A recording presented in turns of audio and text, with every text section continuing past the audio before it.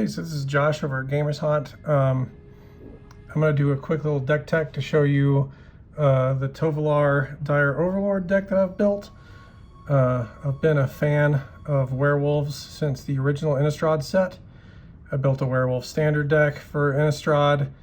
I built Ulrich of the Krallen Horde for Commander. I built an Arlen Cord Oathbreaker deck. I've tried to make a good werewolf deck, and they've all been terrible because they just don't have the support to make them work in the multiplayer format. So they've had all these problems, or the problem is that they just won't stay flipped over to their werewolf side. You just can't get them to be good. They're always these kind of suboptimal humans. But now with Midnight Hunt, we've got Tovolar Dire Overlord, who is exactly what werewolf commander decks have always needed. So I'm going to talk a little bit about the card, a little bit about the mechanics that make it work, and then I'm going to go through the deck and explain the ins and outs of how it works and what it's trying to do. So Tovalar says, whenever a wolf or werewolf you control deals combat damage to a player, you draw a card. At the beginning of your upkeep, if you control 3 or more wolves and or werewolves, it becomes night. Then transform any number of human werewolves you control, and he has Daybound. So then he flips. On his other side, he's Tovolar the Midnight Scourge, and he still does the thing where he deals combat damage to a player and you draw a card, any wolf or werewolf. And then he also has a Kessig Wolfron ability where you pay red and a green and X, and target wolf or werewolf you control gets +X/+0 against trample until end of turn, and he's nightbound.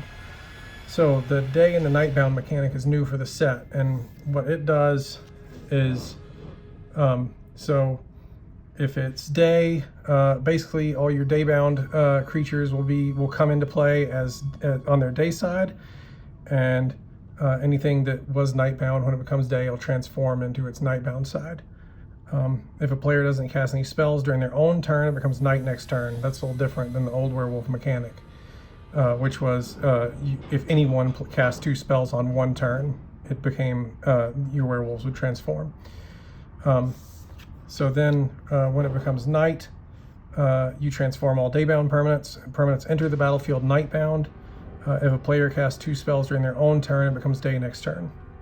So that's the gist of Daybound and Nightbound. And the problem, the good thing is that it makes it so if it's night, all your werewolves will enter on their night side. So that's awesome.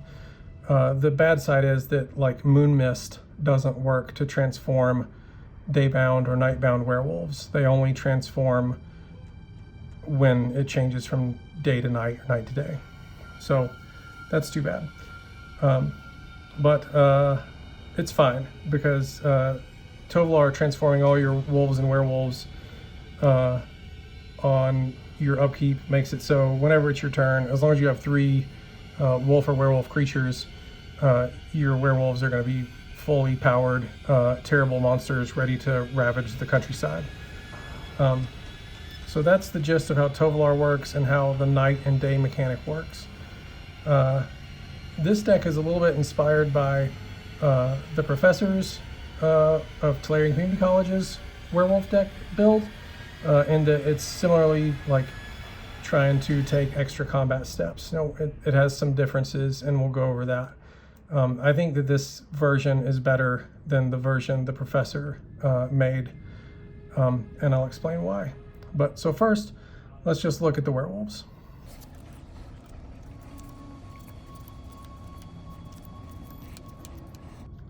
So we're gonna have to just go in waves, and look at a few at a time. There's a bunch.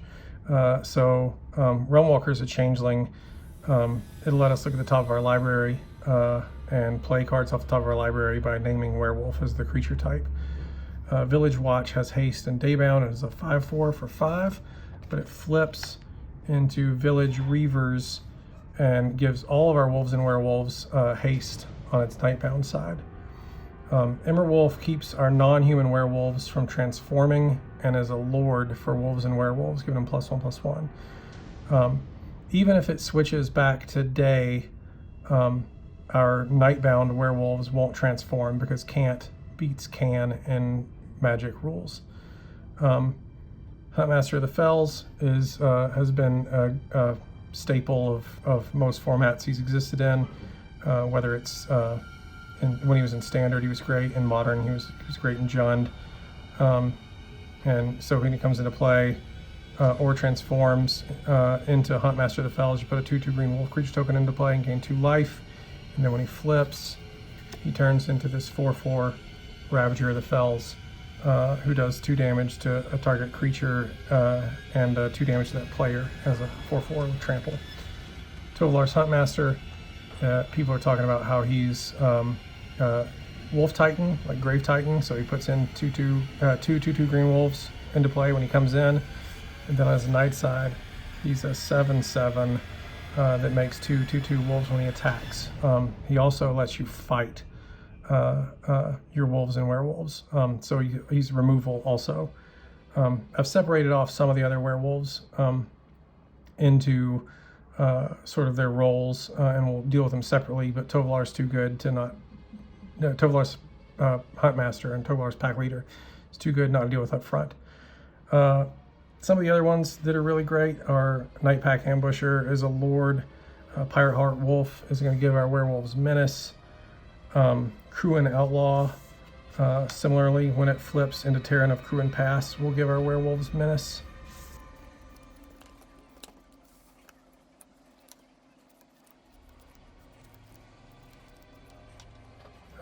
So here are a few more really good werewolves.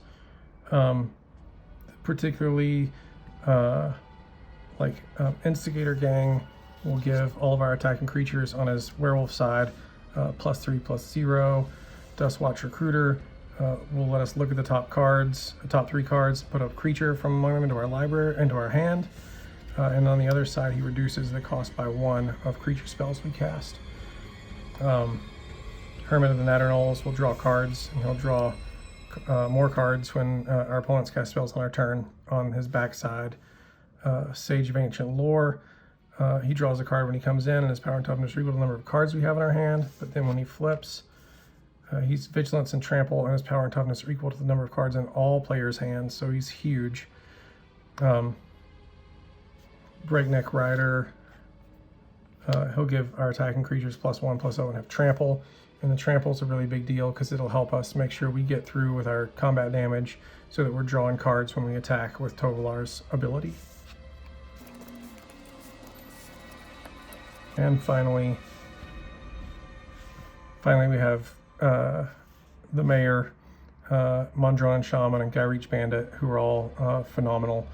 You know, it's funny, when the first Innistrad set came out, one of my friends used to joke, because I had a standard deck with Mayor in it, and there were 4 copies of him. They're like, how many terrible werewolf mayors is this poor town of Everbrook beset by?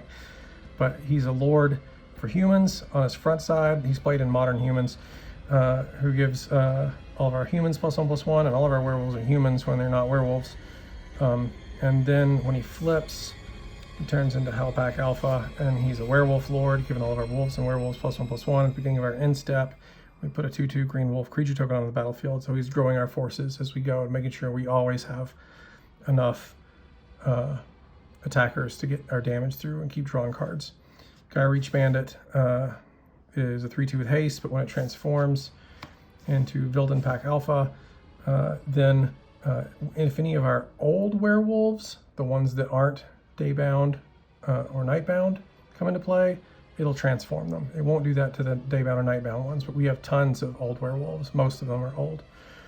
Mondron Shaman is just a 3/2 on the front for 4, which isn't great, but on the back side, Tovalar's Mage Hunter deals 2 damage to our opponents anytime they cast a spell, and is a 5/5, so it's great.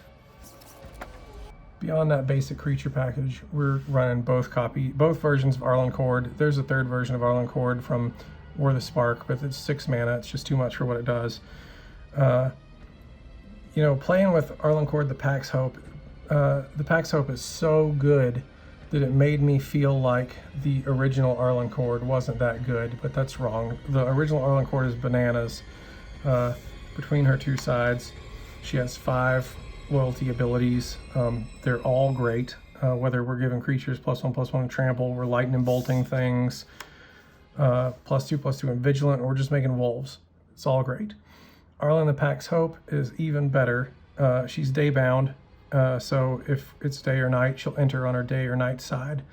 So if it's daytime, then she can let us cast spells with flash, or she can make a wolf token. And then if it's nighttime, she can ramp us a red and a green, or she can turn into a 5/5 werewolf creature with trample, indestructible, and haste. So if you cast her while you have enough werewolves that Tovalar has made at night and you're trying to attack in, you've just got a 5/5 trample, indestructible, and haste creature for 4, which is nuts. Arlen Cord is bananas. Big fan. And I really like her story and the lore of the card too. So I like to play it. That's a big thing for werewolves for me. I really like the lore and the story. But so Tovalar is really dangerous. Okay, since Tovalar is really dangerous, we have to protect him. And we have to protect our board state, make sure we always have this critical mass of at least 3 wolves or werewolves, including Tovalar, to enact our game plan. So protecting him means we're going to give him Shroud with Lightning Greaves, Hexproof with Swiftfoot Boots. Asceticism is giving all of our creatures hexproof. Anara, Wolven Familiar, is going to give him Indestructible when we attack with him. Full Moon's Rise, we can sack it to regenerate all of our creatures, but meanwhile it also gives all of our creatures +1/+0 and trample. Heroic Intervention and Rapid Vigor will protect us from board wipes. Tybalt's Trickery, similarly, is our red counter spell that's going to protect us from board wipes. If you're playing in a meta with a lot of blue, you can consider Pyroblast and Red Elemental Blast to protect from things like Cyclonic Rift. But blue isn't our main worry as far as removal goes, and our main reason to have all this stuff is removal. Rhythm of Wild means that when we cast our werewolves, they can't be countered, or it can give them a +1/+1 counter or haste. But keeping people from countering Tovalar is clutch. And then we have Sanctum of Eternity and Command Beacon. Command Beacon will let us recast Tovalar if he becomes prohibitively expensive, if somehow we fail to protect him. And then Sanctum of Eternity if somebody steals him, which happens a lot in my groups, or they put that like indestructible bug white enchantment, or like the thing that turns your creature into a forest or something like that into it, to make your creature like inaccessible to you. Then Sanctum of Eternity can put that creature back into your hand, so you can cast it again and it comes back into play. So the gist is protect Tovalar. We need him. The weakness of the deck is its over-reliance on the general. So we're shoring up that weakness with this robust protection package.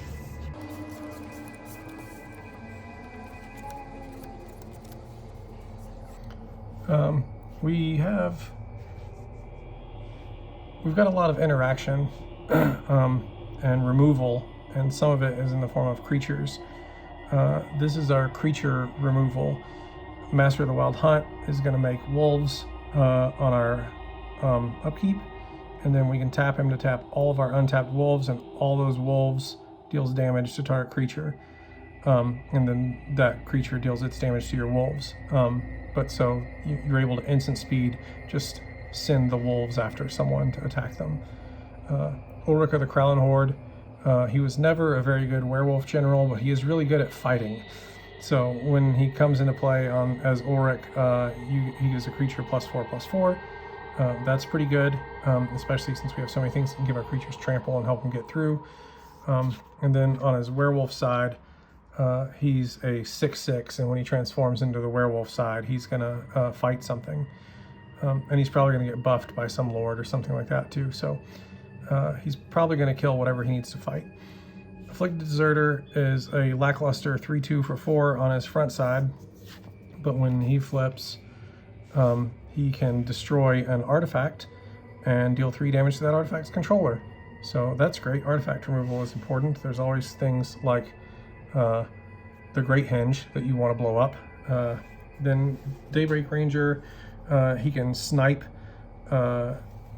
creatures with flying for 2 damage, so that'll kill things like Kalia or other pesky things like that. But the real reason we want him is on his backside for a red, and tap him, he'll fight target creature, and he's a 4/4, so he'll kill a lot of impactful creatures in Commander as a 4/4, and he won't die to a lot of them. Outline Liberator is just better than Reclamation Sage. Take Reclamation Sage out of all your decks, unless it's an elf deck, and put Outland Liberator in there.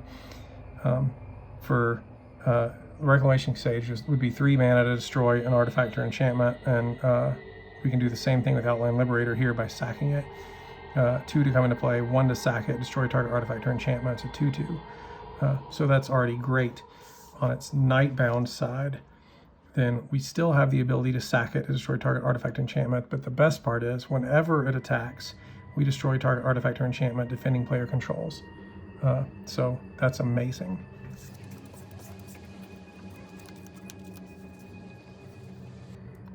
So the rest of our removal, we've got Moonlight Hunt at instant speed. Each creature we control, it's a wolf or a werewolf, deals damage equal to its power to target creature. So if we have 3 werewolves or wolves, that'll kill just about anything that's not got protection or indestructible or something. And then it's not a fight, so they don't do damage back. It's one-sided. They just sneak up in the night and murder a thing. Beast Within destroys any permanent and replaces it with a 3/3 beast. It's great. Chaos Warp, we're just getting rid of a permanent. We're not destroying it. It gets past indestructible, shuffles into their library, and then they reveal the top card. If it's a permanent, they put it on the battlefield, but maybe it's going to be a counter spell or a land or something like that, and it's not really going to matter. And those 3 are all instant speed. And then we have 2 sort of sweepers, Mizium Mortars. We can overload to deal 4 damage to each creature we don't control. So that's going to knock all the blockers out of the way that we want to get rid of. And then sometimes you just need a hard reset. So we're packing 1 hard board wipe with Blasphemous Act, which of course, can cost 1 red in a lot of cases to do 13 damage. So it's great.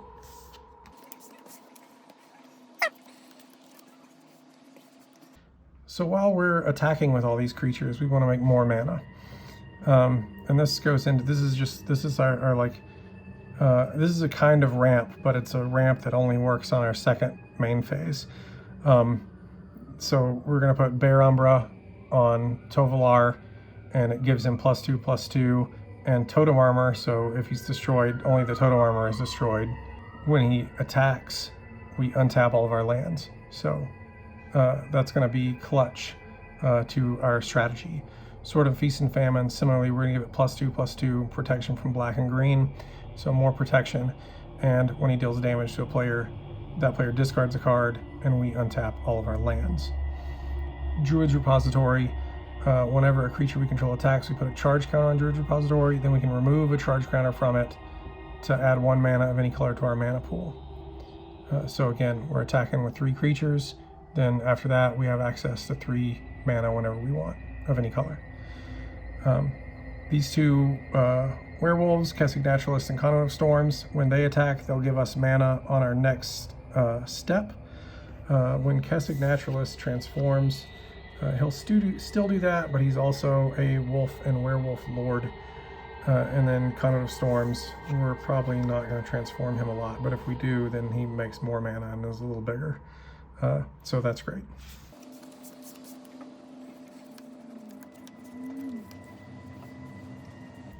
So the real trick here is, since we're attacking with these werewolves, we're drawing all these cards, and then we're untapping our lands. Then we're going to take more combat steps. And all these cards are here to enable that, to let us take extra combat steps. And so the plan then is to, so we're taking this sort of a Edric Spymaster of Tresk approach of attacking with a lot of creatures and then taking extra turns. We can't take extra turns. And when you take extra turns, you get to untap all your lands. So we don't get to untap all of our lands with extra combat steps, but we do with our cards like Bear Umbra and Druid's Repository and stuff like that. So the plan is to get those things working in tandem. until we can just attack and chain our attacks into drawing more cards, and in drawing more cards, draw more extra combat step cards until we can just, you know, clear the table. If we have those 3 cards from before that I mentioned, the Sword of Feast and Famine, Druid's Repository, and Bear Umbra, and Aggravated Assault, then we can take as many extra turns as or extra combat steps as we want. We can't take infinite combat steps because Tovolar says that we have to draw cards when we deal damage with a wolf or a werewolf. So we don't want to draw ourselves out, but we can take more than enough combat steps to win the game.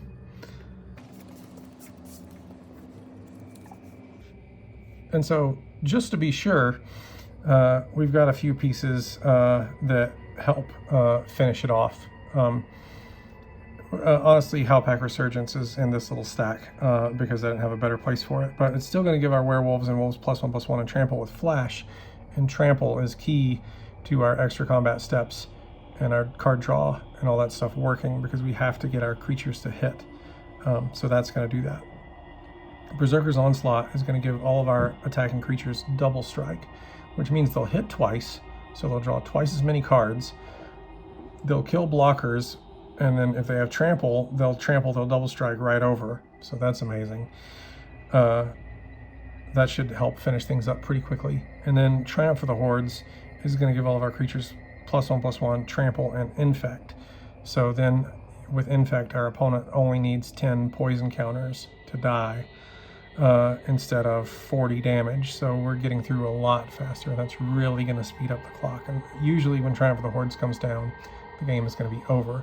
Especially if we need to, it'll, like, Berserker's Onslaught and Triumph of the Hordes, they're just going to keep working as the turn continues, and we take more extra combat steps and do more infect damage and continue to have double strike, and it's going to be brutal.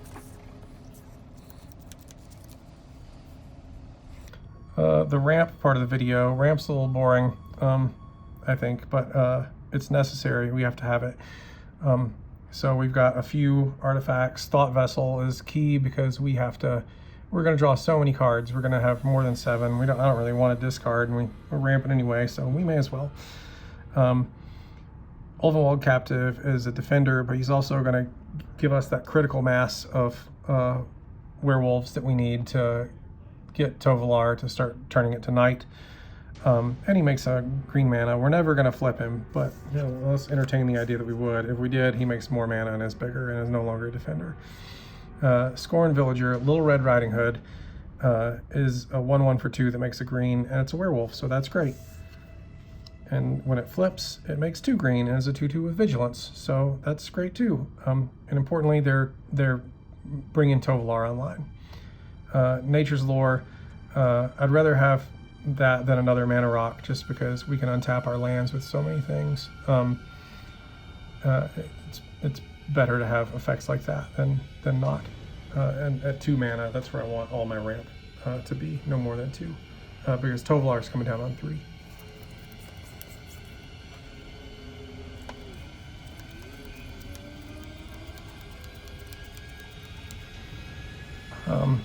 The mana base. Really the only interesting thing about the mana base here is Reliquary Tower, which again is, we're just trying to get our hand full and not have to discard.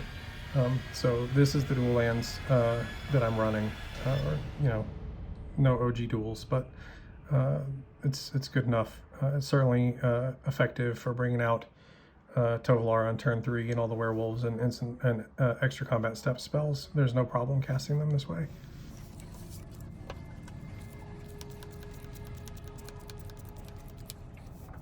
So there's plenty of basics. So lots of forests, lots of mountains. Anyway, the deck's fun. It's interesting if you like werewolves, or you like aggressive decks, if you like doing neat things like taking extra combat steps. This deck is fun, and I would encourage you to try it out. If you're like me and it's been a 10-year dream to have a viable werewolf deck in this format, then now's the chance. So if you like this video, Please like, give it that little thumbs up. Subscribe to Gamers Haunt's channels to see more videos like this, and support Gamers Haunt's in channel in that way. And if you want to, hit the little bell icon to make sure you get notifications when the rest of these videos, like this video like this and others, come out, and you don't miss anything. Thanks for watching. If you stuck it out to the end, I appreciate it, and I hope you enjoyed the video. The deck's awesome. I hope you get a chance to play it. Maybe you'll get a chance to play against it. In any case, happy gaming.